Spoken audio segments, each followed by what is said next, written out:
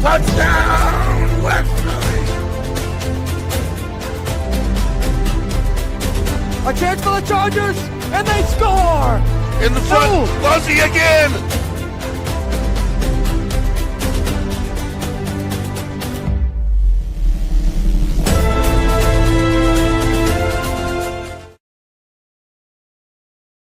Good afternoon and welcome to Fiore Calls Game here on 321 Media, brought to you by CC O'Brien. Some of the best burgers in town, right over there in Pawcatuck, Connecticut. We are right over the river here downtown, and I've got my regular co-host here, Brandon the Con Man Con. How we doing? What's going on, Fiore? Happy to be here. Of course, and Kyle Reel joining us from lovely Worcester. How are you doing, Kyle? I'm all right, man. Still dealing with technical difficulties, but it'll be all right. I feel you, but we've got a special guest here today, somebody near and dear to the three of us, and we can't wait to introduce him to our viewers. It's Keith LaBelle. He has many titles at the University of Rhode Island. He's the Deputy Title IX Coordinator. He created the iStand program, and he taught us all in PRS 370, a sports branding class, as well as being a former D1 baseball player and many other experiences. Keith, how are you doing? What's up, boys? I'm doing great. Glad to be here. Thanks for having me. We have no pressure for grades here. Being out of college, we are off the books, so it's just gonna be some casual talk here. But tell our viewers here a little about what you do, and because those I just listed a bunch of roles. Not everybody may know what those roles are, but give our audience a little rundown here. Sure. Yeah. Well, I wear a few hats here on campus in Kingston. My office is in athletics, and my main job is with the Title IX office. I handle all the education for Title IX. I give presentations, workshops, teach classes about sexual violence and how to prevent it. Part of that, like you said, I founded and run the iStand program, which is a group comprised of students run by students. I kind of pick the best and brightest from my classes to join this group for internship credit. And they give peer-to-peer presentations around campus and just sort of spread the word, correcting misperceptions about the epidemic of sexual violence and what it looks like in real life, because we know that that's pretty different than what it's depicted as or portrayed by the media, or depicted as in the movies. And then I'm a part-time faculty member. So along with supervising internships, and teaching classes on sexual violence prevention, I've had the opportunity to teach a bunch of classes in the Harrington School of Communication and work with the new sports media and communication department in teaching those aforementioned public relations classes, the big one being 370, the sports branding class. And I had the opportunity also to teach PRS 360, strategic sports communication. So it's a good blend of my past as a D1 athlete and kind of my current role here on campus. How do you go about making sure that these college-age students understand the severity of the topics you discuss in class? Yeah, I think it's just making it relatable, right? And it's meeting students where they're at. The more doses I can give to students, especially from their peers, the better. And, you know, I think that education is a conversation, and it's all about just kind of introducing the topic to them and how it relates to their lives, kind of correcting those misperceptions that are portrayed by the media and depicted in movies, like I said. And the more often we can hit people with those sort of micro doses of education, the better, and the more kind of aha moments they get. Kind of meeting them where they're at, whether it be on social media, at athletic games. A lot of it is branding. A lot of it is marketing our program.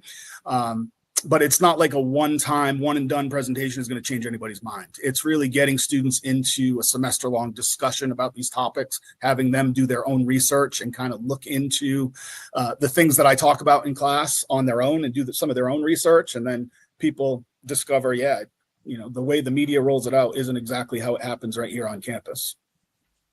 And one of the, I guess one of the things you hang your hat on as a professor and as a mentor to these students is your relationship with the class. I found, and I'm sure Con and Real can back me up on this, that your classes become units unlike any other class. They become teams, really.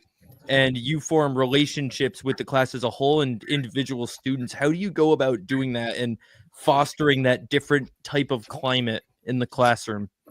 Yeah, I think that's well said. That's exactly how I try to facilitate my classes. I try to run it like a team, right? And I try to identify the leaders early on and sort of make them the captains. I love having TAs in my class because it gives me some built-in validity. It gives that line of communication with the students, but just sort of motivating students and treating them as equals.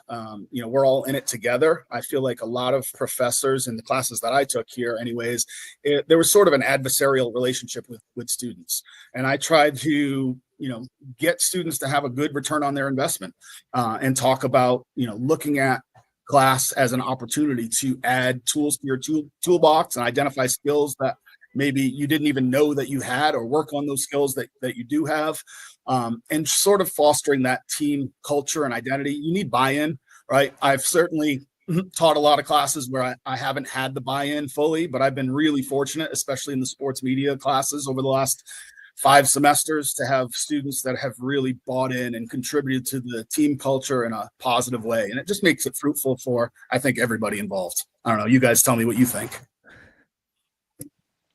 No, I can definitely attest to that. I mean, I think, I'd be saying or repeating a lot of the same stuff I've kind of said when I talk about the class to begin with, but definitely the most fruitful class I've ever had. And it did move like a family, like a unit, you know what I mean? We're all kind of on the same page when it came to doing activities or, whatever it came, whenever it, I guess like assignments came up, you know what I mean? Like, even if it came to moving something, like you'd ask the class, like, what day do you think works? And then if it worked with everybody, it's probably better that we go in that direction. And I think that building the relationship with students, it's clear that you want us to see you more of like a peer instead of, obviously, you are the teacher, you make the grades, but see you more of like a peer and someone that we can talk to instead of like, someone who waves the gavel and is scary. Like, yeah, maybe the first day felt like that or the first couple weeks, but once you get, we got into the groove of it, it felt really natural and like it was more than just a class. So I guess that wasn't really a question, but I guess to answer you saying, what do we think about it? I could go on forever, but yeah. Appreciate you. To add on a little bit there, I mean, I don't know if you guys touched upon it. Sorry, doorbell rang. I had to go grab it.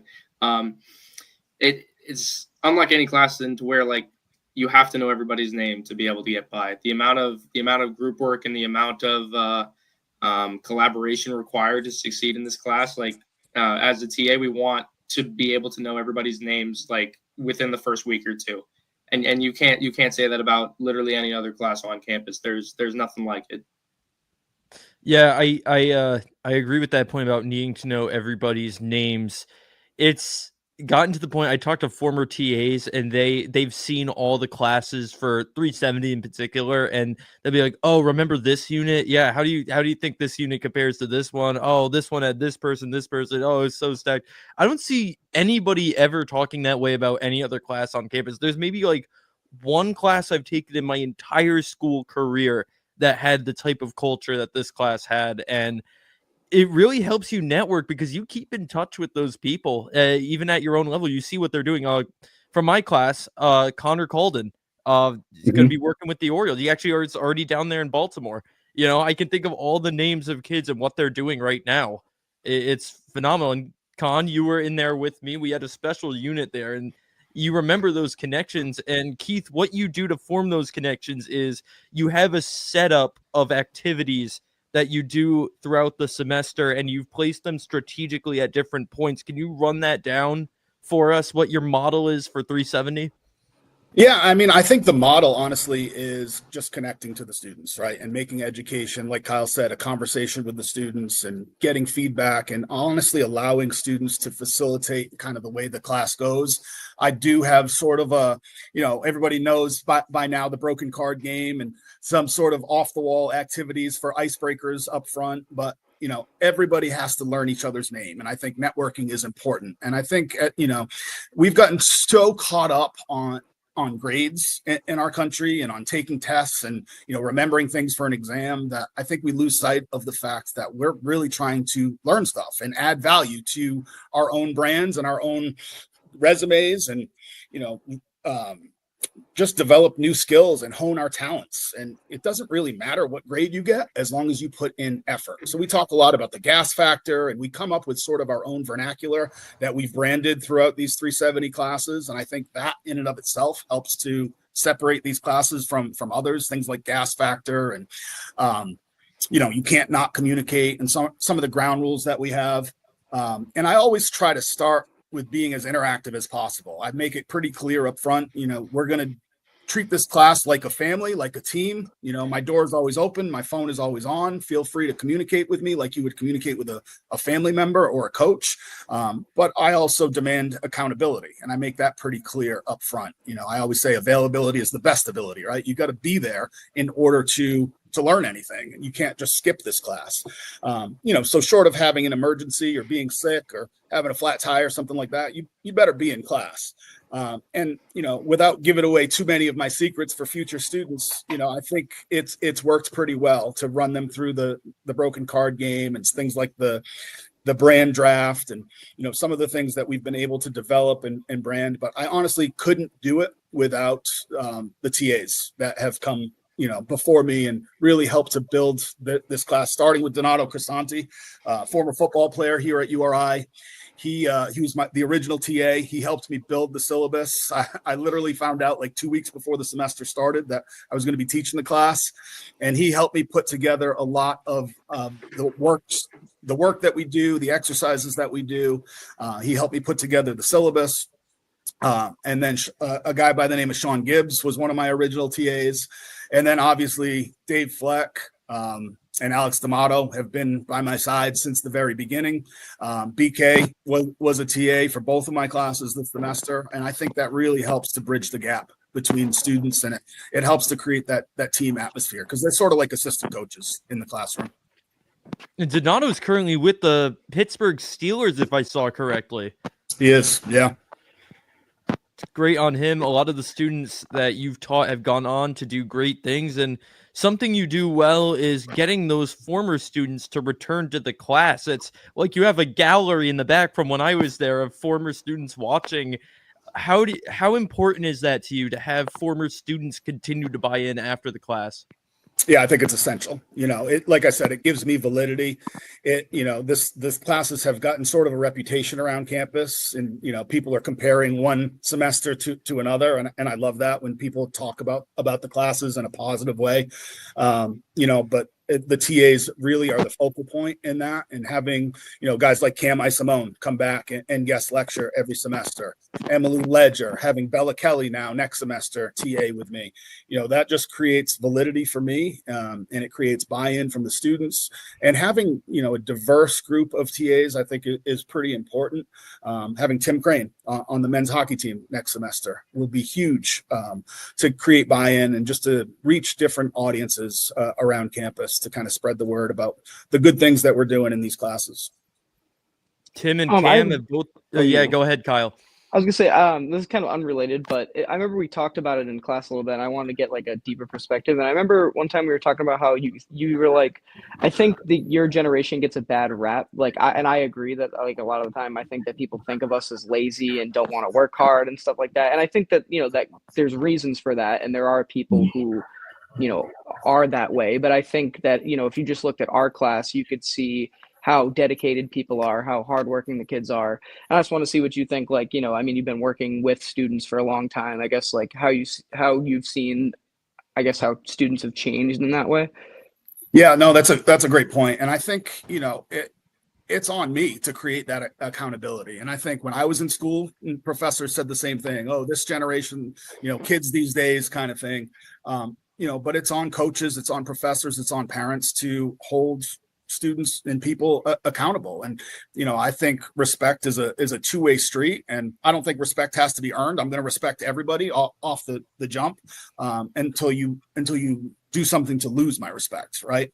But I think it's just a matter of holding people accountable. And certainly the type of student is a little bit different than they were 15 years ago. And I've been here close to 25 years now. So I was here before cell phones really existed largely, and before social media existed. So there was a lot more interpersonal communication, face-to-face conversations. There were a lot more students who were super involved after campus because There wasn't a phone to kind of bury their head in and look at social media and see what everybody else was doing. You kind of had to go and do it. And that has changed a little bit. So it's a little bit more challenging, but I think it's honestly, it's got its pros and cons, right? I think we can meet and affect and impact more students with technology. But again, I think it all comes down to accountability and just holding people accountable. And there are superstars, you know, like Nando and Cam and Connor DeRosa and Noah, Josh Paiva, you know, Andrew Fiore right there. There are superstars like that today, and just like there were 15, 20 years ago. How has AI changed how you go about teaching? It's a pain in the ass. You know, I think it's just an easy out for students who are stressed out and who didn't get to their assignments, just to kind of look something up on AI. And look, AI is not going anywhere. And it's a tool. And I was using it the other day for orientation. And it should be used as a tool, but it shouldn't be used as a crutch. You know, what drives me crazy is people who just try to take the easy way out and try to skip improving themselves and getting those reps to better themselves just by using AI and cutting and pasting something. If you truly don't understand something, yeah, use AI to try to understand it better. But then, you know, none of the prompts that I asked are, you know, what is branding? It's mostly, what do you think about it? What are your thoughts? What are your ideas? How would you incorporate this into your own life? So I want people's unique perspectives, and I want them to relate to the content in any of my classes, whether it be sexual violence prevention or strategic sports communication. I want them to relate it to their own lives, because that's the only way they're going to get something out of it. And if you use AI as a crutch, nobody's going to get anything out of it. And I've certainly had students, you know, every semester that try to take the easy way out and use AI. And it's so painfully and blatantly obvious when people use AI. You know, and I basically have a 2-strike policy. The first time they use it, they get a 0 on the assignment and get warned. And then the second time I report them to the dean's office. But AI is not going anywhere. I just think, you know, we need to ask less of book report type assignments and more of, how does this relate to you? How is it going to impact your life? What are your thoughts on this? Yeah, exactly. I mean, I feel the exact same way, especially when it comes to, like, that's why I love I know everyone always talks about the discussions and how they could be a bit of a pain, but I personally used to love to write them because, I mean, I would end up writing way over the word limit because you're asking me about stuff that I like talking about. So it's super easy for me to give my personal answer. And I remember even making this point in class, but it's like, I would never, you know, want a robot to speak for me on something that I know I have a great opinion on, and an opinion that should be shared. And that's how it should be for most students. Like, and I do agree that there should be less book report things that are going to just completely take the, I guess, creativity out of the student. But, you know, some of those can be expected. But you also, you know, you should do the work and you should be there to learn, because what are you wasting your money on if you're just going to have a robot speak for you? You know what I mean?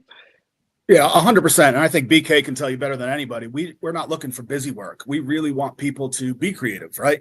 And practice giving their own opinions, because that's what life is going to be like. People are going to ask you your opinion on a variety of topics, and getting reps doing that, writing, speaking, whatever, it's only going to help you in the future, you know, and the more you do it, the better you are at it. And I think, you know, we all hate discussions, myself included, while we're in it during the semester. But as you look back and reflect upon it, you know, it was hard. It was difficult. No question, but it shouldn't have felt like work. Hopefully, you know, hopefully it was something that really benefited people and helped to improve their overall communication skills, whether it be writing or speaking. AI cannot write an opinion, and that's not a fact. That's my opinion. But, you know, there is no human voice in AI, and like Keith said, it is painfully obvious sometimes when students use it. And like you said, yeah, the prompts require your own thoughts, your own opinions, and AI absolutely cannot provide that for you. So I like the way that you said it. Use it as a tool, not a crutch. You lean on that crutch too much, the crutch falls over. So and then there's just no creativity anymore, no opinions, and a robot really can't have an opinion. So that's, you know, if you're going to use it, sure. Like Keith said, we'll warn you if it's painful, if you're copying and pasting, because you know, copyright and just completely I'm forgetting the word here, but Plagiarized. yeah, plagiarism. Thank you. There's a borderline between brainstorming and plagiarizing. People just taking right from AI. It's just it should be something that's looked at as morally incorrect. You would think people have morals to not plagiarize, especially for something that really you can't get in trouble for outside of school. So yeah, just take AI use with a grain of salt and make sure you know what you're doing. You can't voice an opinion with AI. How do you Totally. think And educators Fiore, are- just to hold on, sorry, Fiore, just to close the loop on that, I had a student, and you know the midterm in 370, it's an NIL pitch, and you have to kind of match your brand to an organization, a company, a sports club that you think is a good fit for you and your brand and your personality. And I had a kid who was writing about his own personal brand using 100% AI. The entire paper midterm was AI. And it's like, what are you learning about yourself? Like, what are you getting out of that when you have a robot write about, how hardworking you are, or the leadership abilities that you have? And it's just crazy. Sorry to cut you off, Kyle. Oh no, I was just gonna say I can imagine this is. I mean, I don't want to go too long about AI, but I can imagine this is going to be a problem for educators going forward on all levels. So I'm just wondering, like, how you think educators are going to deal with that, because it's going to be everywhere and it's only probably going to get worse. Yeah, I mean, I think a lot of educators sort of let it slide, and they just kind of put in the bare minimum work and just say, all right, you did the assignment, it's a check mark, 10 out of 10, and kind of move on. But I just feel like, again, that lack of accountability is just doing students such a huge disservice, because people just kind of slide by, and then when they're going to be asked to create something or even asked to interview, they're going to be stuttering and stammering and not going to be able to communicate about their own personal brand and who they are and their character, their reputation, what they're all about, because they've just leaned on AI for so long. I do backflips and somersaults at the beginning of the semester. I say, just please do not use AI in my classes. To me, that's the worst thing you can do. It's the biggest disrespect to me and to the rest of the class and their teammates by just mailing it in and using AI. Con, what is it like being a TA for Keith? Oh man. Well, it really puts it into perspective. I think every TA will say this. They enjoy going through the class again as a TA because it is such a different perspective, and you get to learn so much about mostly new people. Obviously, I knew Kyle going into being one of his TAs for 370 this year, but you make so many new connections. And it's nice being able to, instead of AI being a crutch, being a crutch for those students who need help. You've been through the ringer once or twice, because maybe as a TA you've taken both classes or one or the other, but still it's so nice being an outlet for so many people. And when you ask me, like, that's such a difficult question, because I don't know, it just all culminates like so many different emotions and so many different it's very rewarding. And Keith will say it's probably harder than taking the class, even though we're not the ones writing the 2 weekly discussions. It's you get out of it what you put in. It's just because we're TAs doesn't mean we're better than everyone. We have to work just as hard as everybody in that class to be able to succeed. And it's more than just getting credits for it. Like Keith said, I sat in on 360. Like I didn't have to, but just because of the rewarding feeling and being able to make so many new connections, it was too good to pass up. Ultimately, one word is rewarding. That's the best way I could describe it. Yeah, it's difficult. I would say it's difficult because, think about the work that you had to do for my class and then multiply it by 25. And that's what the TAs have to do. And obviously, the more TAs, the more kind of chopped up it is. But you definitely get 25 different people's perspectives on every prompt. And you figure out, you can see 25 different people and their responses to, a question about how, their brand fits a certain corporate culture and, their different takes on a resume, a LinkedIn page, an NIL pitch, whatever it might be. So it's rewarding. I think you learn a lot more by teaching. but it's definitely difficult. And I give my TAs a lot of props, a lot of credit. People like BK who did both, people like Chris Ward who TA'd 3 or 4 different classes for me, Connor DeRosa, and of course Alex and Dave. I can't say enough about those 2 guys. They were with me since day one of these classes. You said you can. Oh, go ahead, Kyle. I was gonna say, well, speaking of rewarding, I kind of wanted to move over to iStand. Like, how rewarding is it to you to know the impact that is made on campus and just all over college campuses in general? Like, when I see the iStand sticker on someone's car, like I just get like, I'm like, yeah, like because I know the people who run it and just how much goes into that and what a big impact that's making, because it's also something I'm super passionate about. I wish I was around longer. You know what I mean? I wish I didn't get introduced to you in like my last semester of school. It's unfortunate. But what you do with that program is really good, and I want to see how rewarding it feels to you, and how it must feel for the students who are involved in it too. Yeah, 100%. And I think rewarding is the right word for it. Nobody gets into higher ed for the paycheck for the most part, unless you're a hoops coach. You don't get into it for the paycheck. But it is really rewarding just to see the hard work over 20 years kind of pay off, and see other students kind of giving these presentations and teaching the content in the same way that I taught it to them, and sort of just creating this ripple effect, like throwing a stone in a pond and seeing the ripples spread. And that's the way I think to spread education, because it's an epidemic that a lot of people have misperceptions about, but it's not going to be solved with like the police or with laws or with putting people in jail. Like, these cases are so hard to prove. It's like trying to end racism with laws. You're not going to solve racism with laws. It's up to people to hold others accountable and speak up and stand up and, say that's not all right. And I'm not going to accept this in my community. And, I feel the same way when I see the iStand sticker. My wife called me the other day, was driving home from Boston and saw the iStand sticker on the highway. She was like, I just saw one of your stickers. And, I love that so much. I love that we've been able to spread our message. And to a large extent, spread it to different campuses. I spoke last month at Long Island University to 120 people. And the woman who hired me was like, oh, good luck. This is a tough campus. This is a tough crowd. These students are not mandated or required to go to anything. They basically just need to show up, and then they can come and go as they please. And they usually walk out after like half hour.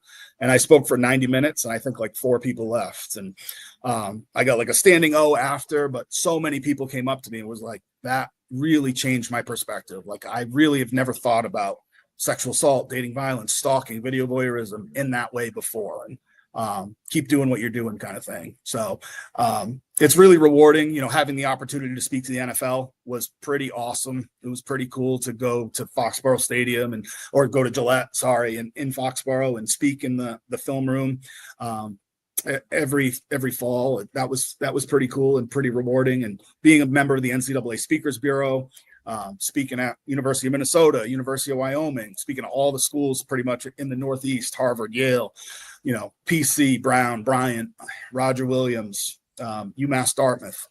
It's been pretty cool, and certainly not a career that I would have envisioned for myself 25 years ago when I was here as an undergrad playing baseball, but one that's been really rewarding and really beneficial because I've been able to help a lot of people, which is pretty cool to say. I'm going to flip the table on you, Keith, and make you do something you've made all of your students do. But can you give us an elevator pitch for joining iStand and what exactly iStand does? I know you just covered a lot of it, but like for our listeners out there, what are the basics of iStand? Sure. Well, yeah. Well, so basically, I'm going to rewind about 25 years, almost to the date. And I was a senior. I was the captain of the baseball team here, and that's sort of all I thought I was good at. Right. I was a pretty good writer and a good speaker. I was a communications major, but I'm not a handy guy. I can't change my oil. I don't love manual labor. I'm not great at sales. So I really had no idea what I was going to do with my career. And I felt like many seniors do. I was sort of lost. And my second semester, senior year, there was a program that was started that's actually still at URI today. It's now SAC. It was called RAM Choices. It stood for Responsible Alcohol Management for Athletes. And every Thursday, we met right here in Keene in one of those upstairs classrooms. I think it's now the football offensive line film room now. But we met in that classroom in Keene. I think it was 210. And we discussed, topics for college students, nutrition and study habits and substance abuse issues and mental health issues. And one of the topics we covered was dating, domestic violence, and sexual assault. And the guy who ran the program came up to me after one of the meetings and said, "Hey, Keith, what are you doing next year?" And I was like, Dan, I have no idea. I'm a ball player. I'm trying to play a little bit more ball, seeing what happens. And he was like, "Well, what would you think about grad school?" It's like, I've been here for 4 years. I don't know, man. I'm kind of schooled out. I'm done with school. I've been a double major. I have a 3.6 GPA. I'm done. I just want to kind of make some money and start my career. He was like, "Well, what's that career going to be?" Like, I have no idea. He's like, "Why don't you think about grad school?" He was like, "We just got a grant from the Department of Justice. It was a federal grant called the VAWA grant, the Violence Against Women Act grant, originally authored by Joe Biden back in like the 70s, I believe." And he said, "Why don't you come in here and run that grant?" And I was like, "Well, what would that look like?" And he said, "Well, you'd have to teach a class on sexual violence prevention. You'd have to start a peer-to-peer education group, and you'd have to provide education to all first-year students, either at URI 101, at orientation, hopefully both." And I was like, "Yeah, I mean, I can give a good presentation." But I was like, "Listen, it's a great opportunity. Let me think about it." And I did a little bit of research, and it was a $300,000 grant to combat violent crimes against women. And I had a few more conversations with Dan, and I said, "That's awesome that URI got this grant." I was like, "But, I've been here for the last 4 years, been to my fair share of parties and, been to Bonneview on Thursday nights and Coast Guard House on Saturday nights and been down the line at Ponchos and in Eastward Look and in Bonnet. And I've never really heard of sexual assault happening. I've never really heard of dating and domestic violence. Am I really going to make that big of a difference?" And I understand I'll have free grad school and I'll have this assistantship, but how much are people really going to be impacted by this program? I was like, "Listen, Dan, I have an opportunity to go play professional ball overseas in Austria." So I was offered a pro baseball contract in Austria, and I don't think it's very good baseball, but it was making like $200 a game to go over and be like a player coach in Austria, which, again, I don't think the baseball in Austria is very good, but I was really thinking about it. And I sat and I talked to my parents about it, and my dad said, "Keith, they can never take an education away from you." He was like, "You can play baseball forever." He was like, "You're probably not going to the major leagues." He was like, take the offer, take the assistantship." So I did. And the whole first year, I basically had to get trained and go to these conferences and be educated on sexual assault, the data, the facts, the stats, what to say, how to present it in a trauma-informed way. And, so the next fall, I started as a grad assistant, and I, started grad school. And I'll never forget the very first presentation I gave. It was one of those hot September days. It was a beautiful, 90-degree day. It was in Browning Hall. It was the 2 different sections of URI 101. And I knew my stuff, and I knew I was a really good presenter, and I nailed this presentation, right? I had people engaged, and they were interactive, and people were laughing, and they were quiet, and they were kind of locked in the whole time. And I gave this presentation, and after the presentation, 4 women waited around, and they came up to me, and they said, "Hey, can I talk to you? That happened to me. That happened to me already within the first 2 weeks." And it became very real to me very, very quickly. I couldn't believe that students wanted my help. I didn't think it would impact as many people as it has. And it just kind of really changed my perspective. And that's what I mean when I say you can't really truly educate somebody from a half-hour presentation or an hour-long training. You really have to live it. And it's one of those topics where you don't get it until it's really impacted you or your life personally. And, listen, it didn't really impact my life personally, but here were these 4 women who wanted my help and wanted to share these horrible, traumatic things that had happened to them. And I just started to realize, I can make a difference doing this. Like, I knew all the athletes here, and they all wanted to take a class with me because they were my friend, and they knew it was going to be a pretty easy class. Which it wasn't, but, and I had the opportunity to start something from kind of the grassroots level where It was a rewarding experience, and I had the ability to educate people and impact lives. And I found out very quickly that it shouldn't just be one person's voice spreading this education. It needs to be everybody's voice. So long story short, I finished out my grant requirements. I got my master's degree here. And by the time I graduated, we had created a nationally recognized peer education program for sexual violence prevention. Those conferences that I had gone to my first year, we were now the keynotes at how to create a successful peer advocacy program doing sexual violence prevention work. And one of my workshops I titled Cops, Jocks, and Frat Guys, Training and Working with Stereotypically Difficult Audiences. And the whole crux of my presentation was that cops, jocks, and frat guys are not difficult audiences. They're actually mostly good dudes, and they want to help, and they just need to be educated about this stuff. But I had real success working with athletes, especially. I had like three of the starting five on the men's hoops team, including Kahim Seawright, Jimmy Barron, as peer advocates, spreading educational messages. I had the quarterback of the football team, and I grew my program like that. And people were like, yeah, I want to do that. I want to get involved. I want to take this class. I want to put something on my resume that is more than how fast can I run the 40 or what's my free throw percentage. And, over the last 15 or 20 years, I've had 350 all-time interns who have worked with me.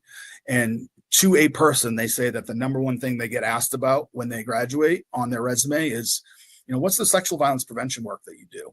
Because plenty of people are on athletic teams, plenty of people join Greek life, but not a lot of people do something as emotionally charged and, sensitive as giving education about sexual violence prevention. And having the opportunity to work with survivors of sexual violence has been really eye-opening. It's hard work. It's difficult emotionally, but it's really rewarding work for the most part. It can be frustrating at times, but it's something that I am really, really passionate about. And like I said, 25 years ago, I never would have thought that I'd be here doing this work, or I knew literally nothing about sexual violence 25 years ago. And now it's my career.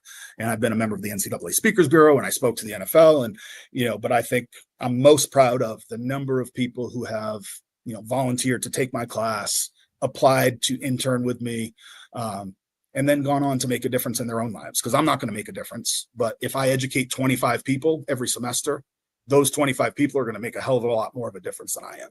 So it's sort of the philosophy that I teach in my 370 classes of, that accountability and that gas factor, but really helping and combating a social justice issue that, like I said, laws are not going to solve.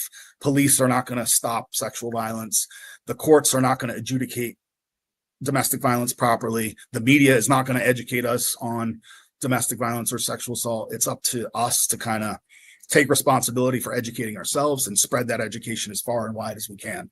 So I'm sort of like a coach, a little bit like a role model in that way in my day-to-day life. And it's been really, really rewarding work.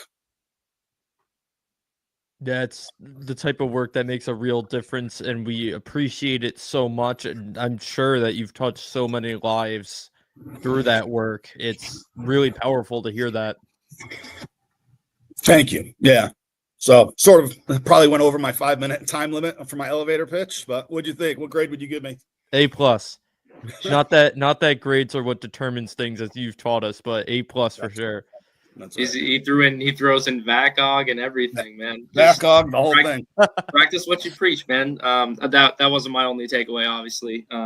I've heard that story at least 3 or 4 times now, and it's just, I don't know, you find ways to add substance to it every single time. I didn't even remember about your offer to be a player coach in Austria. I think that might have been a new detail for the story there. But yeah, man, I mean, your story just embodies everything that your classes teach, and the work that you do outside the classes. It's absolutely incredible. It's incredibly inspiring, and I mean, you already know that you're an awesome dude. So it goes to show that you can give a kick-ass presentation and story too. I mean, locked in the entire time. Thank you. Yeah, I personally learned a lot about giving presentations and public speaking, more than I ever have in any class that I've ever taken. I was beyond scared about that aspect of it. And I think one of the things that the class was really big for me and a lot of other people, I think, was kind of realizing potential that maybe a lot of us didn't see before.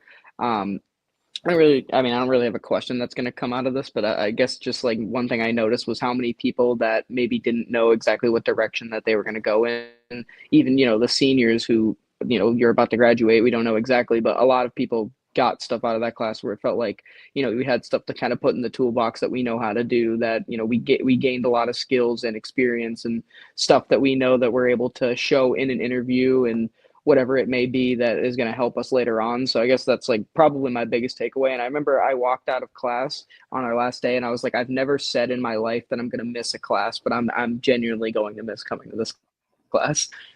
I feel the same way. It's funny, even every Monday, Wednesday, Friday, I'm like, oh, I'd be going to 370 right now. And it was a busy semester. I taught 5 classes, but I miss that one in particular. It was a great group. That's a really rewarding experience too, and in a little bit of a different way.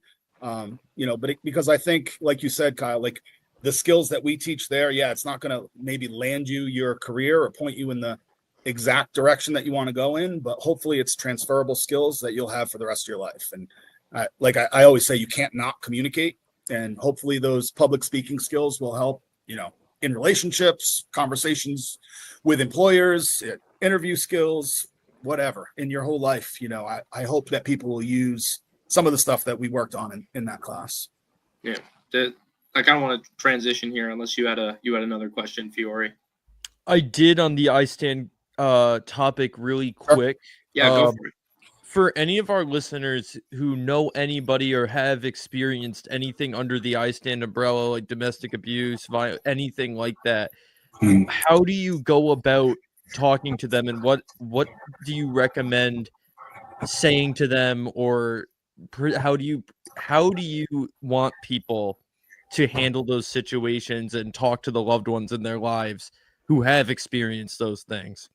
Yeah, that's a great question. And there's not a one kind of pat answer to that. I think first and foremost, just recognize that it happens, and believe whoever tells you. I think the media has shown us over time that people, these keyboard warriors, they just doubt the credibility and validity of anybody's story, but who has a vested interest to make any of this stuff up? So believe people, and then just let them know that it wasn't their fault. I think for the most part, people who have experienced something bad that happens, they talk about, well, what did I do wrong? What could I do differently next time? I talk often in my presentations about the just world phenomenon. And it's the psychological theory that the world is a fair and just place and good things happen to good people. And if something bad happens to me, well, I must have done something bad to deserve it. But alcohol doesn't cause sexual assaults, and jealousy doesn't cause domestic violence. It's a choice that predators make, that offenders make. And, just tell somebody that it wasn't their fault, believe them, and just support them, and, avoid taking control, sort of let them make the decision. When somebody has been violated sexually in that way, they've had the power and control taken away from them. The word rape stems from the Latin word rapier, which literally means to steal, to seize, or to take away.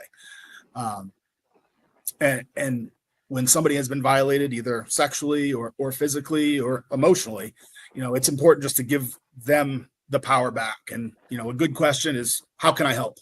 What can I do? And just be there and just follow somebody's lead. And, especially with relationship violence. And I've found that there are more and more cases of dating and domestic violence happening, and people don't even realize that it's domestic violence because it's not yet physical. The newspaper, the media, even, Netflix shows like the Gabby Petito documentary or the O.J. Simpson. They only depict physical violence, and they only depict kind of the last step in the domestic violence cycle, and that's to kill somebody, right? But they don't depict like how it starts and the subtle put downs and the control and telling somebody what to do and where to go and who they're allowed to talk to. And that's where it really starts, all those red flags. So sort of educating people what those red flags look like and letting people know, hey, that wasn't your fault.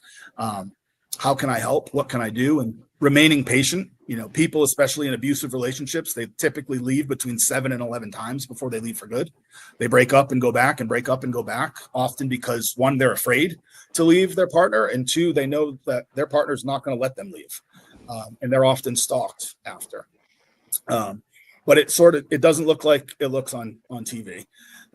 It happens in much more subtle ways than that. So I think believing people, supporting them, and asking how they can help is, the most important start to helping somebody go from being a victim to becoming a survivor. It's very well said. So kind of transitioning a little bit into what I wanted to ask. So you mentioned people can apply to be iStand interns. Like you really love to get your former students involved. Me myself as a TA this past semester. What are qualities that you look for in somebody? What do people have to do to become a TA, become an iStand intern, other than just expressing interest? Because we know all too well that you can express interest and then we find out you used AI and you're off the table. What qualities are we looking for? So I don't think it's one thing. Obviously they have to have those intangibles that we talk about in class, that gas factor. They need to really care. They need to, be accountable. They need to show up every day and work hard. And, people are going to make mistakes. People are going to screw up, and that's okay, as long as they learn from their mistakes. And, I think you grow most from failure. But it's people who take the time and the initiative to have a relationship with me outside of kind of the student teacher relationship, kind of dab me up when they come into class, fist bump me on the way out, hey, say hello. It's people who develop that, that relationship that we talked about earlier with me, and they make the effort to really have that relationship. And it's people that I want to work with. I want to come to work and see every single day. And that's not always just people who work hard. I think there's a variety of factors and qualities that I look for. And, listen, you never know really how somebody's going to be just from their performance in class. But I think people who care, people who care about other people too. I could have the best student in class, but if they didn't care about their classmates, I don't want them as a TA. So people who give good feedback, who are respectful, who are courteous, who are polite, who are empathetic, all the sort of bricks that we talk about that define and cultivate a good, positive personal brands are the people that I look for in 370 and 360. And then in iStand, obviously people join for a variety of reasons. Some have direct experience with sexual violence. Some people are just interested by the topic. Some people really want to help. So people that get it, and I say get it in quotes, and I can kind of tell. In my iStand class, and I know none of you have taken my iStand class, but I require sort of the same as in 370, a weekly journal every Thursday. And it's sort of an opportunity just to kind of vent about how people are feeling about the topics, where it's confidential. It's only read by me, not even the TAs read it. And I can kind of tell if people get this topic, or they're still like, oh, well, she shouldn't have got so drunk, or, oh, well, why did she stay with this person who was mean to her? I can kind of I kind of see how most people stop victim blaming, but they have to really get it with iStand, and again, care, develop that relationship with me, all those kind of intangibles. Yeah, you can go, Andrew. I didn't have anything exactly to add. That answered everything. I wish I got the chance to take the class. With any of your classes, buy-in is so important. How have you seen students who aren't bought in initially develop into being leaders, or even just having some semblance of investment in it? How do you foster that level of investment in students who originally don't show it? Yeah, I think those are my biggest wins, honestly. The people who show up and are like, and not kind of bought in for the first quarter of the semester, not maybe, first few weeks, they're like, not really buying what I'm selling at first, and then kind of turn it around and show the effort. One example is Josh Paiva. Josh Paiva didn't really know what to make of me the first couple of weeks. He was not exactly sure that he was in it to win it. And then he became one of my all-stars, right? And he TA'd the class the next semester, and I still keep in touch with Josh today. But I think a lot of that largely falls on the TAs, to kind of reach out, develop that relationship, because I can be intimidating, and not a lot of students, especially if they're not bought in, really want to talk to me. But the TAs can kind of foster that relationship. Dave Fleck was great at that. Dave would have conversations with people who just weren't bought in, and maybe weren't showing up to class or weren't submitting their homework, and just kind of motivate them, reach out. Hey, is everything all right? What's going on with you? You get out of this class what you put in. So, it's in your best interest to show up and to do more. There's not one way. That everybody's different. And I think that's the beauty of teaching every semester, is even though the content is the same, the class cohort changes and the personalities change, and developing those relationships. I kind of love being that mentor, that coach. You can't coach everybody the same way, right? So some people need to, kind of have their arm put around them, and some people need to be read the riot act a little bit, and kind of figuring that out is really what kind of fills my bucket and motivates me. One of my favorite all-time students, Noah McLean, I kicked him out with the first 2 classes. I was like, get out of here. You didn't do your homework. Go out in the hall. And I knew he was kind of a louder than life personality. Some of the TAs had warned me, he's going to be trouble in the class. He's the kind of kid that shows up with a tank top and cowboy hat. I'm like, I'm not worried about Noah. I'm not worried about anybody. And to this, he is one of the iStand members. He's actually doing orientation with me this summer.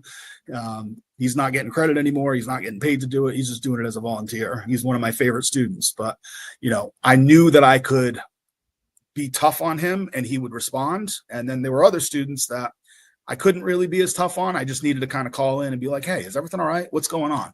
Are you into this class? Like, how can I make it better? What can I do for you to kind of make you buy in a little bit more? So it's different with everybody. And I love that challenge of kind of motivating everybody a little bit differently.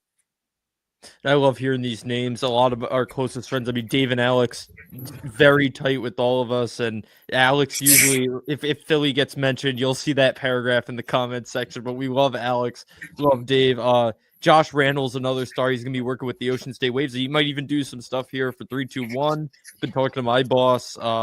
He's a rock star. And Josh Paiva, I know he's working with RIFC. So many names to think of that developed. And Noah's awesome. Noah's one of the best broadcasters I've called with.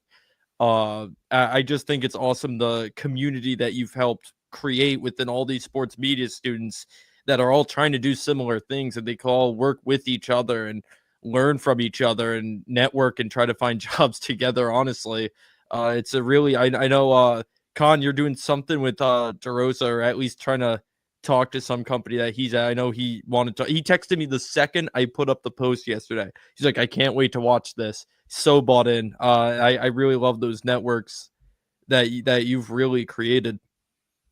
Yeah, it's a great community. And, like I always say, the more successful you guys are, the more successful our program will be. So I'm really rooting for everybody to do well and achieve success and really stay in touch with each other, because, you never know who's going to be able to open a door for each other 10 years from now. And I hope that everybody does stay in touch. I'd love to organize some kind of alumni event for these classes. That's why I really hope the Rhody Sports Media Club gets off the ground. And, I think Bridget Locke and Nora are going to try to take a shot at it again, along with their women in sports group. And I think that will be really good to continue to sustain that relationship with people who have graduated and moved on, and just create, keep those lines of communication open and create events that everybody can come back and help each other out with. One of the things you taught in the class was that you will look at sports differently, and even just general life differently in terms of an advertising perspective. And I think that's a good launching point for us to get into the current sports climate. We have our Stanley Cup final matchup set, the Oilers and the Panthers. The Thunder are going into the NBA Finals, which has caused a lot of debate. I want to ask you about SGA. Now, Con, we're in a big, actually, it's a 370 alum chat pretty much, but a lot of debate about SGA and his reputation and things. He just won the MVP award, but his reputation is split between the league trying to put him as the face and people seeing him as a foul baiter. How would you rate his branding, and what would you do if you were him to maybe stop some of the foul baiting identity that's formed around him? Yeah, I mean, to be honest, I'm not a huge hoops guy. I think, the NBA has kind of gone into this whole culture where there is that foul baiting, which sort of makes it unwatchable for me. Yeah. I watched a little bit of the Celtics, unfortunately, with the Knicks, and Right. I'm sort of a fair weather hoops guy. I don't follow SGA too closely, so I'll kind of let you guys handle that one.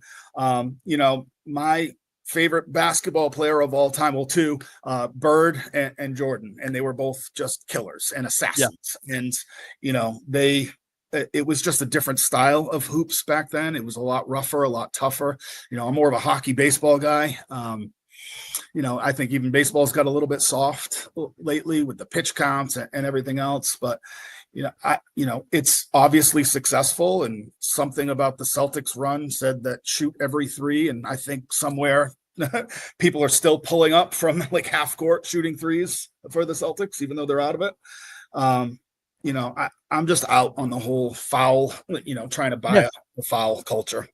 Then let's get your takes on the Stanley Cup final matchup, because I find it very interesting from a branding perspective. A rematch, Oilers and Panthers, and you have the best player in the sport. You have Florida teams winning the East each of the last 6 years. The NHL, we've talked about in class, has had some branding problems. How big do you think it'd be for the league for McDavid to get a ring? Do you think people are sick of Florida? How do you think the NHL is doing with this? Yeah, I think the NHL is doing better, especially since you took the class. I think the Four Nations Cup, that was some of the best hockey I've ever seen. Yep. I think it drew a lot more eyeballs. I think, a sustained success in any sport draws either haters or lovers, so people, they're sick of Florida, but they're the model right now. That's the standard. And that brand of hockey is what is successful. And I think they're going to beat Edmonton. I think in 6 games. I hope I'm wrong too, actually. But I think they're going to beat Edmonton. I'd love to see Connor McDavid get a cup, but honestly, my favorite player in that series is Barkov. Barkov is an absolute stud, and I love him on and off the ice. He's such a leader. He's such a competitor. He does all the little things right. Doesn't grab the headlines. He doesn't, but he is just kind of one of those quiet guys who is a true professional. He goes about his business the right way. If I had to model my hockey game, it would be after Barkov, and those are some big skates to fill.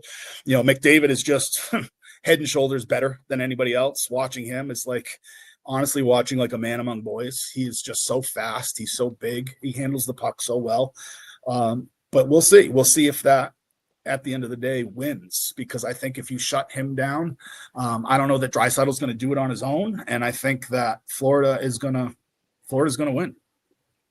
I think the Stanley Cup is actually great from just a branding perspective, and I agree that the NHL is doing a lot better job lately. I think that the games feel bigger. I feel like the presentation is a lot better, and I think that these two teams, the NHL probably loves that. I know the fans might not love Florida being there 3 times in a row, but the Oilers, it's a historic team for the NHL. They probably love that. They want McDavid there. You know what I mean? This is good from a branding perspective when you look at it. And I love Edmonton hasn't won in how long since 1990. 1990, I think was the exact year. Against Boston. That's right. And the whole La Bamba thing after their wins, I love that. And I'd love to see Edmonton win, but I think Florida has the model, like the brand of hockey they play. And who doesn't love Paul Maurice? I love Paul Maurice. I love the way he wouldn't go out on the ice and be involved in the handshake line. I love that. I think that speaks volumes about him and his personal brands, to be honest with you, and the way he views his players and kind of giving them all the attention, all the limelight, and staying out of the handshake line. I really liked. What's your take on that, Fiore? I didn't know he did that. I like that. I respect it. It can be interpreted as he won't go he won't go deal with the other team, but it's more of a it's like you said, it's more of letting the players take the limelight, and he's been great at that. When you think of the Panthers, you think of Tkachuk and Barkov and Bennett and all those guys, and now Marchand as well. I just, as someone who grew up playing hockey, like I look at the Panthers and I'm like, that's a team I would love to play on. You know what I mean? It like Yeah. seems like Totally. they play like a hockey team. Like they're so tough, and they'll do whatever it takes to win the game. And it just seems like they're all so bought into being a team together. And I know I love to hate on them because 2023 that broke my heart, Yeah. but like I can't do nothing but respect them because they play a great style of hockey, and it's like what I think about when I think of a hockey team, if that makes any sense. 100%. Yeah, I'd love to play for them too. That locker room just seems like it's so tight knit. They seem like they really like each other. I think Marchand has fit in really, really well. I think it's opened his eyes, and I think it sort of closed the door. If there was even a tiny chance he'd come back to the Bruins, I think it kind of closed the door on that. Unfortunately. Yeah. Yep. If you go back, that's a good point. I was going to say, I think the Panthers somehow swinging that trade for Marchand really made a difference for them. I think even if they don't have, no disrespect to Marchand, obviously, how you go a couple weeks back or a month or two back when Marchand got traded, how all of us were completely distraught during the Sam Knox episode when that was broken to us live. But it goes to show that I think the Panthers probably would have made the cup without Marchand. Obviously, like I said, we all love Marchand, but it goes to show that a guy like that, how impactful he is. And I'm a very casual hockey fan. I'm not going to pretend to say that I've watched every game of the playoffs, but I think it was pretty obvious that from the Panthers' culture, their talent, even though they weren't technically the best regular season team, that they were going to make a deep run no matter what. And they basically cleared the field. They had a little bit of trouble with Toronto, I believe. Yes.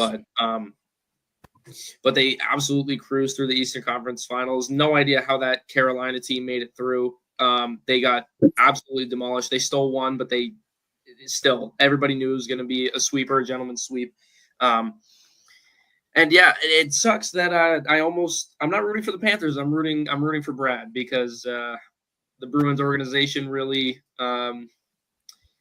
he was dealt a short hand with the Bruins the last couple of years. So I'm really pulling for him. But then on the other side, you got to pull for McDavid too, and the Oilers. Like we said, they haven't won a cup in 35 years. I mean, that both teams are doing their branding really right, and Florida hockey is just absolutely off the charts right now. So I think it'll be fun. I'm going to try to watch every game of the finals, and yeah, and I don't know. What do you guys think? Kyle, who are you rooting for? This is actually really difficult for me because I think, like you said, in my opinion, I think McDavid is the greatest hockey player I've ever seen. Like, I didn't watch Gretzky. Obviously, that was so long ago. I've seen highlights of him, but I always take it with a grain of salt because look at the pads the goalies are wearing. I mean, I love Gretzky, but look at the different game. Yeah, look at it's totally different. Not to discredit him at all, because 200 assists in a season is something ridiculous. Like, you know what I mean? That's just insane.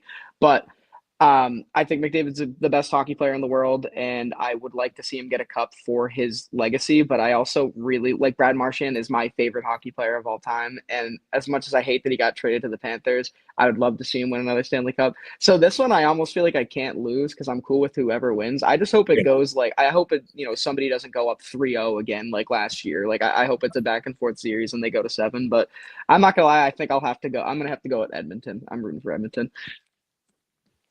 I can see that. But I really like Florida too. So tough. Dude. I don't know. It's so tough. I'm so petty. This is easy for me, Edmonton. I'm super petty as a sports fan. I'm not over 2023. Fair, though.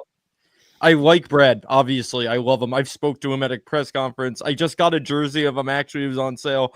But I can't root for Florida after what they did to us. But one thing I think the NHL did really well was the first round. You had those overtime. Well, I mean, it's not that it was planned this way, but those throwing overtime games were marketed very well. And the Rantanen storylines with Dallas knocking out his former teams, the hat tricks, I think that served the league very well. But I do want to pivot to Rhodey Baseball, your former team. They are playing in the college baseball playoffs for the first time since 2016 tonight against Dallas Baptist. What are your thoughts on them and what they've been able to do in the A10 tourney and now in the NCAAs?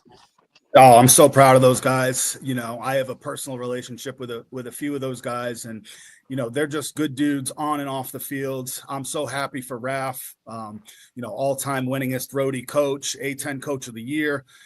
He was my grad assistant coach my freshman year. So I have a really good personal relationship with Raf, and I'm really proud of all of them. I was actually having a conversation today, this morning, with Paul Whitney, the guy who runs the bookstore. And he came over and he shook my hand and he said, "Congratulations." And I said, on what?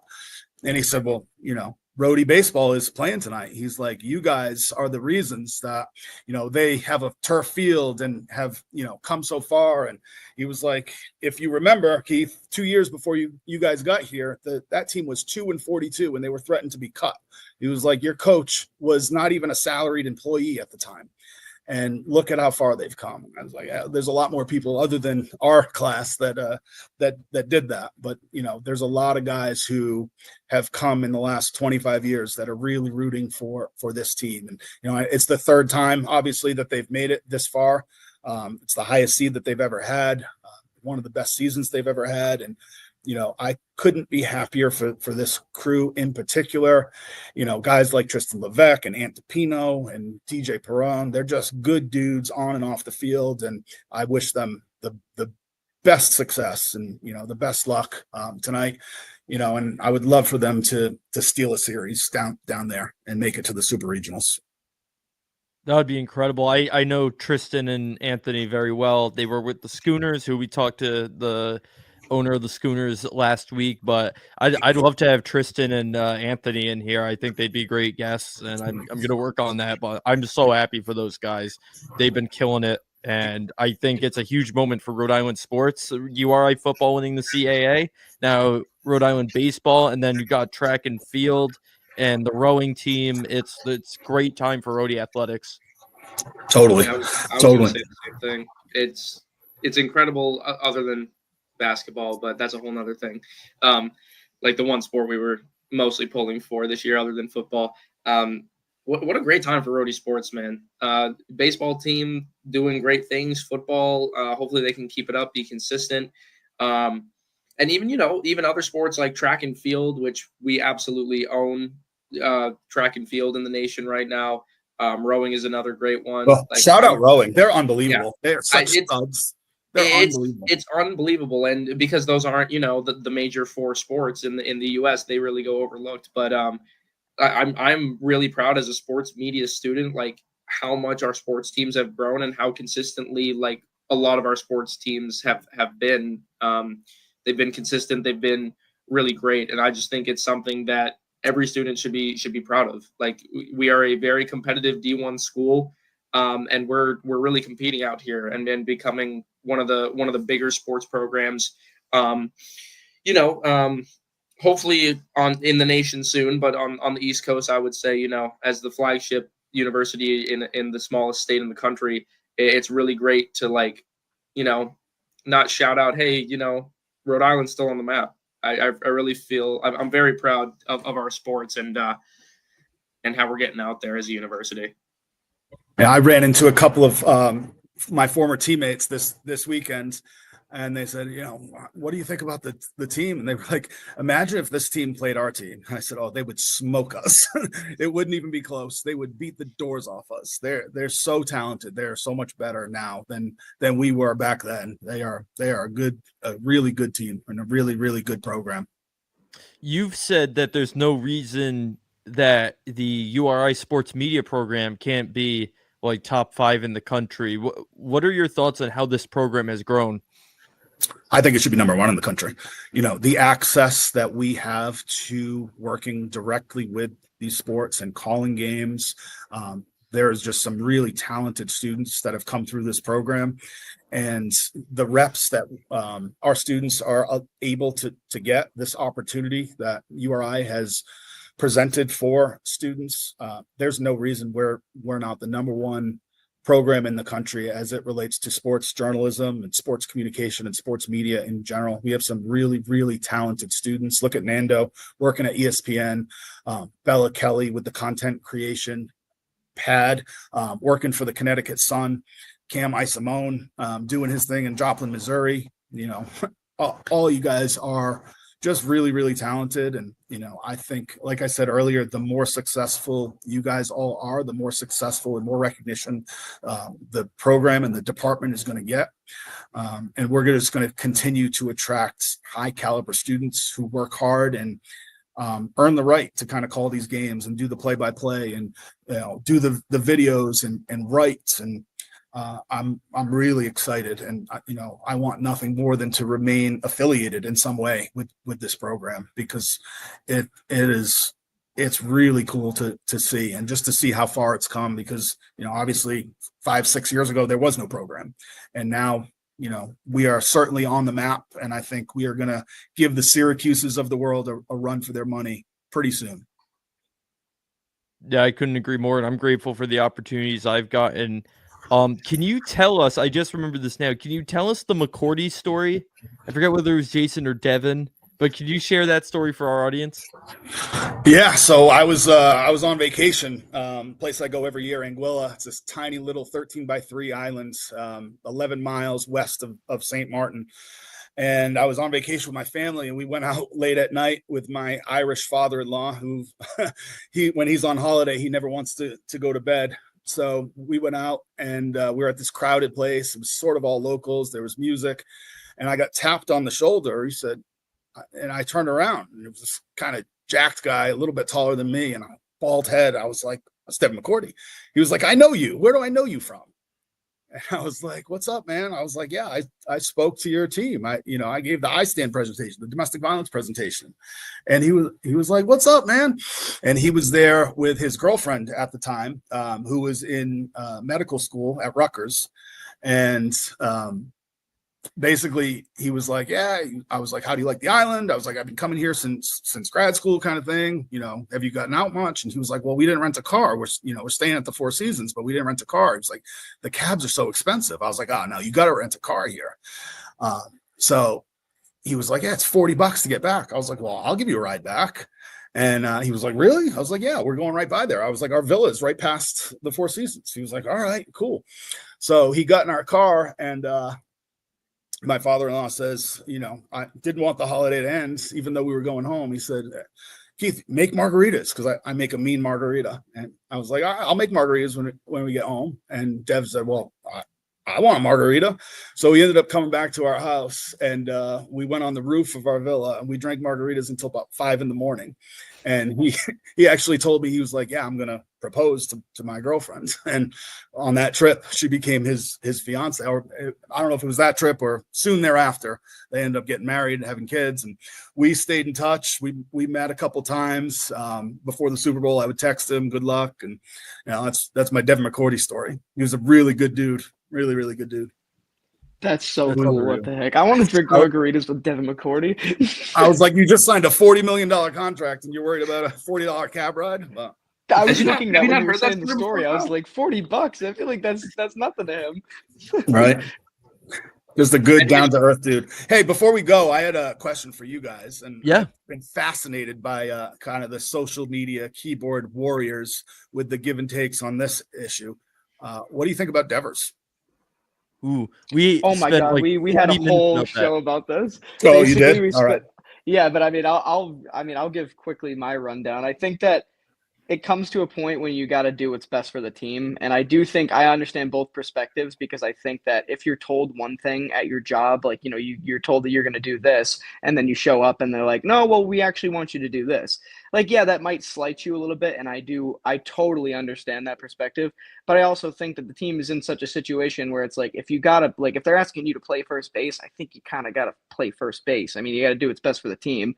But I mean, he's making a lot of money, and they're paying him that money, first of all, to play third, which he's not even doing. So I guess if, they asked him to switch once, that's in his mind is the only amount of times that he's going to switch. So I guess, I'll see what those two think, but I'd also be interested to see what you think about it. We talked a lot about it. Almost a couple weeks ago now, when the whole thing started. But I mean, the way he's playing at the plate right now, I almost want to keep my mouth shut. The way that he's playing, like, he's, if Aaron Judge didn't exist, I would think, and now that Bregman's hurt, that he should be in the running for American League MVP. I I think he almost does or leads the league in RBIs right now. At least as of last week, he did for a little bit. But yeah, we talked about it a couple weeks ago. We could talk about it all day. The Red Sox have a need at first, even at third now with Bregman hurt, and they're still DHing him. And sorry, I know I'm rambling. I could really go on and on about this, but really, yeah, what it boils down to is just you signed a massive contract with this team, and you're supposed to be able to work with everybody has to be a cohesive unit, and it seems like Breslow, Cora, and Devers are all on separate pages, and there's just there's a real lack of communication here, and it's not a good look for the franchise. If Devers wasn't playing lights out at the plate, I'd probably be a little more upset about it, but I haven't really thought about it as much because Abraham Toro, who's been playing first mostly for us, has been fine at the plate. He's been fine defensively too. He's made a couple really outstanding plays, but because of his name, he doesn't get posted. So yeah, I could talk about it forever, but point is, if Devers isn't hitting 300 right now, then I probably would talk about it way more. And the team's 500 too. So would it really make a difference right now if he wasn't DHing? Probably not. I think we have much better defenders. So I don't know. That's my take. I'll let you guys take it from here. Yeah, we had Akula on to talk about it, and we all kind of were on the same page about it. We all kind of sound like old heads, like you got to just play the position of your total, but it's true. His hitting has picked up since then. Unfortunately, it was just in time for me to go and see the Mets lose thanks to a home run by him. But besides the point, one of the things that bothered me the most was that Devers went to the media with something that should have been behind closed doors, and there was a lack of consistency from Bloom and Cora. Granted, they didn't know about the injuries, but if you're a manager, you don't go and make a definitive statement like he's never going to have to play for whatever he said before third base or first base. Cora, remember he made a statement about one of those positions being off the table for Devers. You don't make those statements. The third's off the table. Yeah. Yeah. But it just was a PR nightmare, and it really affected the chemistry of the team, which is visible in their stats. Yeah, talk about a case study in crisis communication, lack of communication, and honestly, a lack of a good personal brand. What a bad teammate. I am so out on Rafi Devers, and he was one of my favorite hitters prior to this season. I didn't realize how selfish of a teammate he was. And, regardless of the lack of communication or the way Breslow and Cora handled it, I just think as a teammate who needs to be accountable, right? And we talk about being a good teammate in our classes, right? You work hard, no excuses, and you're resilient. Being accountable to your teammates is the most important thing, and he's just not. Yeah. He doesn't have his teammates back. Bregman goes down. Well, Cassis goes down and he refuses to even consider playing first. Bregman now goes down and Cora says it's off the table for him to play third. Why? I don't understand. I mean, he's not a Gold Glove caliber fielder, but I don't know. I think it definitely has affected the juju of the team and the team chemistry and camaraderie. And I just think teams that don't sacrifice for each other don't win. I don't care how talented they are. And I think, call me crazy, I think they need to move on from him. I know it's going to be tough to move a $35 million a year contract. But I almost think at this point it's addition by subtraction. If I were Craig Breslow, I would move on. I would say, see you later. We'll find somebody else. We'll put it together, because you just need guys that you want to sacrifice for each other, and I hesitate to say go to war with, but that's kind of what it's all about, being accountable to each other. And if one person thinks that they're more important or better than the team, that's a bad look for him and his personal brand, honestly. And if I were a GM, I honestly wouldn't want him on my team. And I certainly wouldn't want him if I were a coach. And I don't care how much talent you have, they're never going to win with him there, I don't think. I think about agree. Mookie Betts and how Mookie would play any position they asked him to. Playing Whatever- shortstop right now. Playing Yeah, shortstop. that's what I'm saying. He literally does. He did anything the team asked him to, and of course, we traded him for a bag of chips, because of course. But Screw even Alex people Verdugo, man. like Dustin Pedroia, that guy was a warrior. He would play through injury. He would do whatever you asked him to do. You know what I mean? And I try and sympathize, but I agree with you to where points like you're a bad teammate for that. You know what I mean? You're letting your team down by not doing what is necessary or needed to help the team win. You're actively probably hurting the team with this. And just to add on what it's doing in the locker, in the clubhouse, it's like it's nothing but a PR nightmare, as you said, like an example of bad crisis communication on his part. Like if you have those issues, even then don't go to the media, and then it won't be such a bit, it won't get blown up so much. And even then, I still think you're a bad teammate, but I don't know. It's a mess. And I've been to 2 Red Sox games in the past couple of weeks, and of course they lost both. It was a miserable experience both times.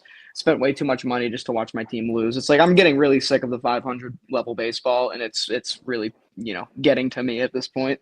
Yeah, they've lost Injuries. 17 one-run games, and they're just finding new ways to lose, and you can almost sense it. I've been watching almost every inning, and you could just sense it. They get the lead in extra innings, and it's like, all right, leadoff guy gets walked, or they make an error, or they can't turn 2, and it's just you can just feel the loss coming. You can feel the wheels coming off, and they just have bad juju right now. They're playing really bad baseball, and That's what by the Brewers. Swept by the Brewers, and I think just the team chemistry and culture is in the tank, and that is not how I would want to run my classroom, my organizations, my internship program. Nobody is better than the team, and you got to put the team first, and that's the only way to have a successful organization. I don't care how talented he is. They're straight 464. Oh, they're 464 and 464 since to the 2018 World Series. I'm not even kidding. They're literally a straight 500 in the amount of time since that World Series. That is so depressing. And they're a $200 million team. Talk about mediocre, bro. Yeah, we got one of the highest payrolls, or one of the highest abilities. Like we're a big market team, and then we're out here just standing in mediocrity. I guess injuries don't help, but all the off-field shenanigans and Cora saying Devers is not going to play in the field. It really forces the Red Sox hand. They just called up Marcelo Meyer, who I have been really looking forward to, but he's playing third base and he's batting 4th through 6th. That is a lot of pressure to put on a guy who is one of your top prospects, one of the top prospects in baseball. I absolutely hate calling up these prospects too early, and it's so early for Meyer. He's only had a handful of games. But I think putting Meyer at a position that he is not, he wasn't raised, so to speak, in the farm to play, and then relying on him to put out so many hits for you. Devers not willing to play in the infield now just hurts that. We in my opinion, I think Brian Bayo was called up way too early, and he hasn't been sent back down, and he's been injured, and he's been more than mediocre. He's been borderline awful ever since getting called up. And I think when you rush a player's development, nothing good comes of it. And Devers is not helping that by not willing to go back and playing third base. Yeah, and I think they envisioned him becoming sort of the next Big Papi, and he is not Big Papi. He's a better hitter. He's probably got more talent than David Ortiz, but he just doesn't have the presence, the command, the leadership. They are desperately lacking leadership. And I think Bregman, to a certain extent, filled that role as much as he could as a first-year player. I think Story does his best, but it's tough when you're hovering above the Mendoza line, and you can't expect these rookies to be leaders of a team. They haven't done anything yet, and they need their $300 million player to be a leader, and he's just not. And it's sad. It's sad to see, but I think they need to say goodbye. I think they need to part ways, addition by subtraction. That's what I would do. It's like they're proving your point right that they're not going to win with him because he's playing out of his mind right now. He's having one of his best stretches ever, and they're just hovering because it's such a toxic environment, one that wouldn't be created if he didn't say anything and he just accepted that you need to do what's best for the team.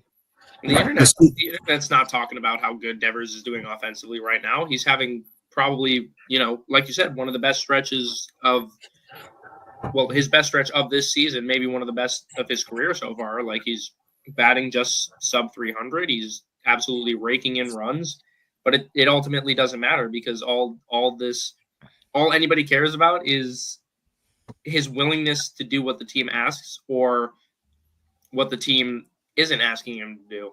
It's ridiculous. And we talked about it first when the first interview, when he's like, no, I play third, like if there's a language barrier, but it goes way beyond that now. It's much clearer that it's just an unwillingness to bend the knee, so to speak. Yeah, and it's so interesting. I just watched Forged in Foxborough last night and kind of Vrabel's mindset, and I relate a lot, obviously, to what Vrabel says and the way he's running his organization. And I just think that if Vrabel were the coach of the Red Sox, Raffy would not be there. I agree. People are calling for Cora's head. I completely forgot about that. And I like Cora as a manager, but somebody has bungled this really, really badly. I mean, at the end of the day, I put the majority of the blame on Devers. They should have kept it in-house, but somebody has really bungled this communication, and it is a PR nightmare. Talk about a case study in crisis communication. I wish this was happening during the semester. I was going to say that. We could have brought that up for 360. We didn't bring up enough crisis communication in that class, I think. But, man, yeah, what a freaking mess. And the Red Sox are 500. So what are you going to do? Well, I compare it a little bit to the Soto situation, and just the difference in how they've handled it. To contrast it, the Devers situation was entirely fabricated and was not inherent to anything in terms of like what the Red Sox were doing. It was just entirely avoidable. On the other hand, Soto, you kind of saw this coming. A guy gets paid the biggest contract in sports history. If he doesn't play insanely good baseball, there's going to be a storm in the media. So I expected this. He has not been playing his best ball, but I honestly haven't found anything wrong with what he's been saying or doing. Actually, a report just came out today. I'm trying to get the details on it, but that Soto has actually been leading these outfield huddles. You won't hear that in the national media. It's a Mets beat reporter for SNY put it out. But they love to talk about, yes, he should have run out the hit at Yankee Stadium and then the one at Fenway, but I heard a great take about it. It was a former Met, Jerry Blevins said this. He said he thinks Soto is trying so hard to not let the pressure get to him and not try to push himself and like force it, that he's not trying. It looks like he's not trying enough. He's trying to take his foot off that, like forcing it, where he's just like, I'm just going to relax and do my thing, but he's too relaxed. He's not putting in the effort. And all the former big leaguers I've seen talk about it, including your guy Pedro, Kyle, I see you shaking your head, have said, you got to remember this guy's a human. And to see that he's every half inning, he's calling the outfielders together, and the players have been saying they appreciate it. And you see his teammates backing him up, and they say, oh, he doesn't want to be here. If you look at the actual clips, I think he's been doing the right things, and I think he's going to get it together. Am I biased? 100%.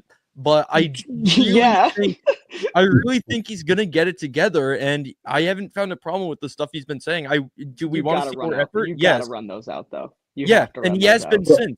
And here's my problem. And he was always going to be the most heavily scrutinized athlete on the planet because he's the highest paid athlete on the planet. $700 million comes with a lot of eyeballs watching you. And I agree that he's squeezing his bat into sawdust and trying to do too much, but he did not run those two balls out. And then when you get called on it, the lack of accountability is my issue.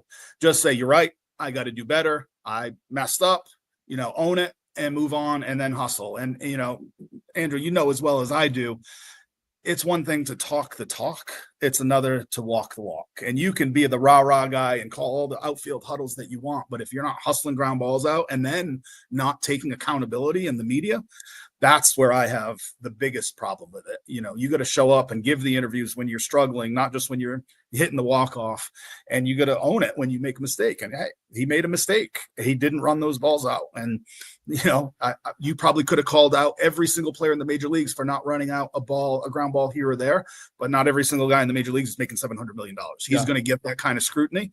So just own it. Be accountable. Yeah, you're right. I should have ran it out. I will do better in the future, and then run out the ones in the future, learn from your mistake, and move on. And I don't think nearly as many people would be giving him the grief that they are if he had just been a little bit more accountable for those mistakes rather than saying, oh, I hustled. What are you talking about? He did not. That's hustle. fair. That was the one comment I didn't love, but I will say this: he has shown more hustle since that happened, and Mendoza did talk to him. As well, he should. He's making $700 million.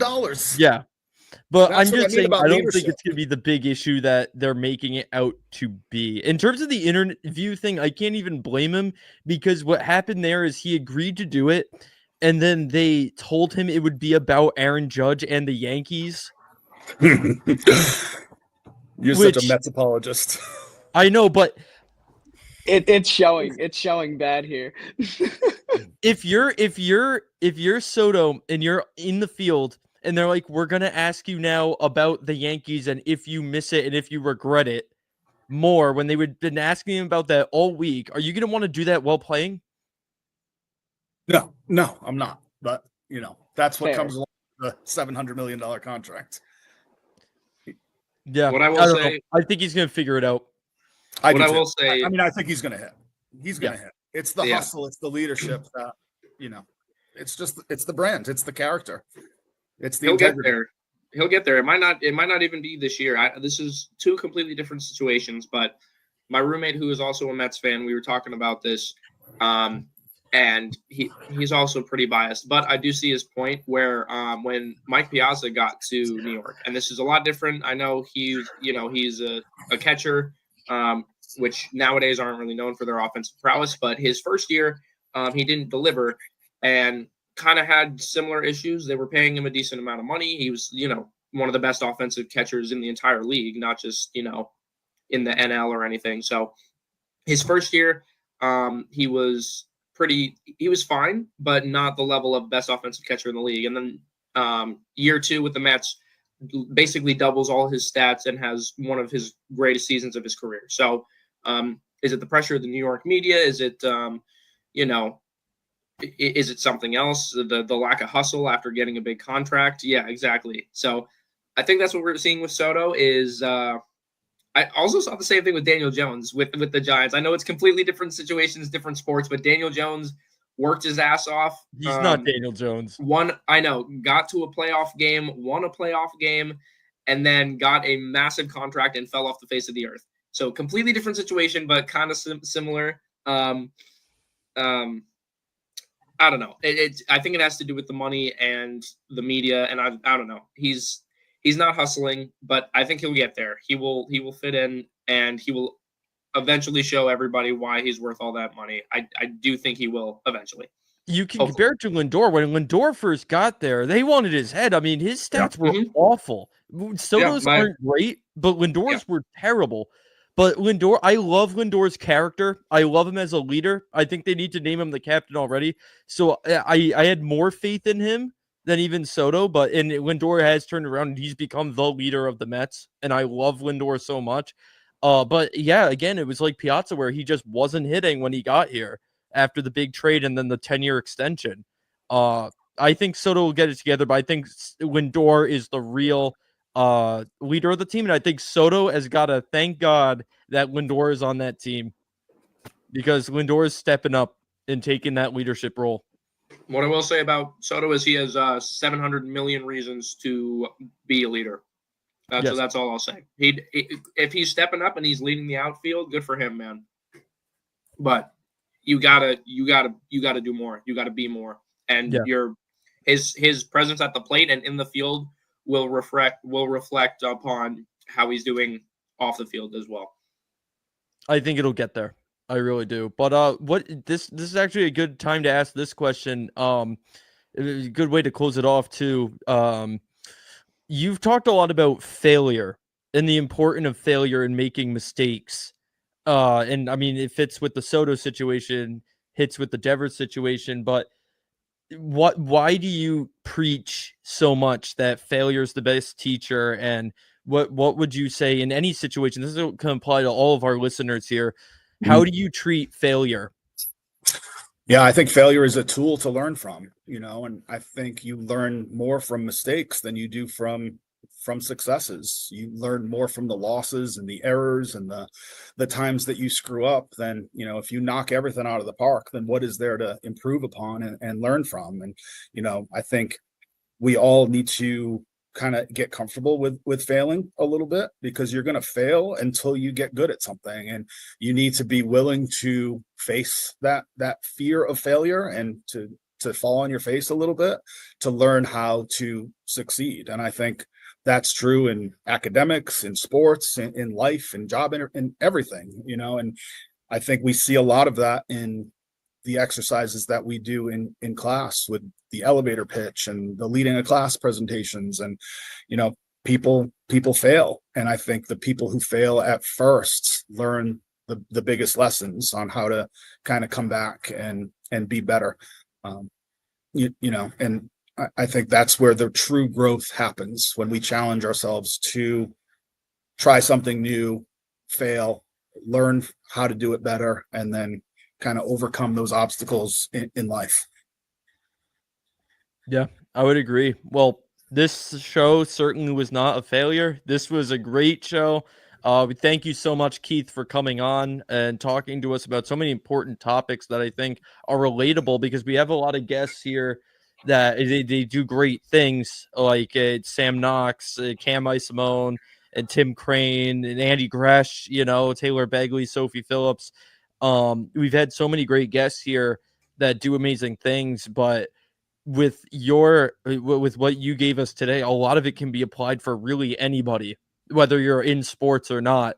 So I think this was a great benefit to our listeners here on 321 Media, and for us even just to have those lessons reinforced. And it was great talking to you again. Thank you to CC O'Brien's for sponsoring us again. You should all head on over there, have their beer and their burgers. It's a great hangout. And I want to thank Kyle and Brandon as always for co-hosting this with me. It's been a blast, guys, and keep up posted on our social medias. We're going to be talking to more guests. Tyler Murray, the broadcaster of the New York Knicks, whenever they're done, hopefully that's soon for us Celtics fans. He will be joining us, and we're going to be talking to more guests. I'm going to try to get a hold of Levesque and DePino and other local athletes and other guests. So there's going to be a lot going on this summer, but thank you to Keith for a fantastic show. That's going to do it for us here on Fiore Calls Game. Thank you very much for watching. Have a great week. Cheers, boys. Experience local excellence with Roof Right Roofing in Charlestown, Rhode Island. With over 40 years of unmatched expertise, Roof Right specializes in architectural shingles and holds the prestigious title of GAF Master Elite Installers. Known for their commitment to the community and support for local initiatives, Roof Right is your trusted partner for all of your home's roofing needs. Call today for a free estimate at 401-212-4140. Hi, this is Dan from Lathrop Insurance. In this challenging insurance environment, Lathrop Insurance can be your beacon in the storm to help you find the coverage you need at the right price. Now, more than ever, you need a partner in the insurance industry that can work with multiple carriers to make sure you have the right coverage at the right price. Lathrop Insurance carries home, auto, and business insurance and can be reached at 401-596-2525. We've been supporting the local community since